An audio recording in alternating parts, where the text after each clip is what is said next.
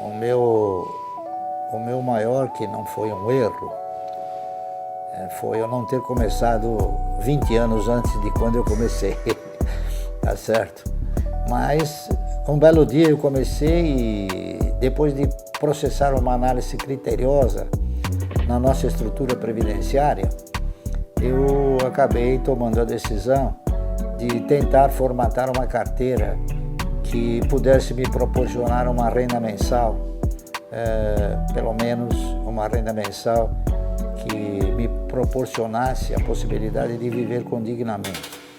Já que desde a década de 70, o início da década de 70, eu tinha a absoluta segurança que o cidadão que se aposentasse, ele não teria uma vida próspera em termos de remuneração.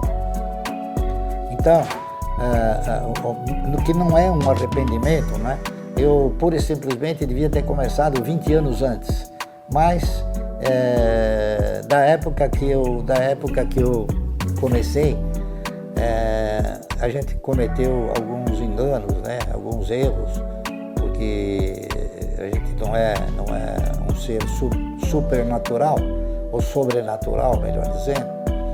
Então, algumas coisas que talvez eu possa me arrepender de, por exemplo, não ter aproveitado dentro da configuração que eu vislumbro no mercado, que é investir a médio e longo prazo. Por exemplo, eu não ter comprado na época ações do Banco Itaú. Eu dei preferência para comprar ações do Banco Noroeste, do Banco Bandeirantes do Comércio, é isso? Então, a gente se arrepende porque o Banco Itaú ele acabou engolindo todos os demais bancos praticamente. Mas eu acabei comprando o Banco do Brasil a 60 centavos, da época que foi, que o Itaú custava também 60 centavos, não é isso? E outros papéis também que a gente conseguiu comprar e alguns outros que também deram prejuízo. Por exemplo, eu também comprei ações do Banco Econômico, que eu perdi. Eu tinha 10% do capital das ações preferenciais de um banco chamado Banco do Progresso, que a gente apelidava de Banco da Bandeira, não é isso? Ele foi confiscado pelo Banco Central. Enfim, alguns erros a gente cometeu, não que a gente tivesse cometido o erro.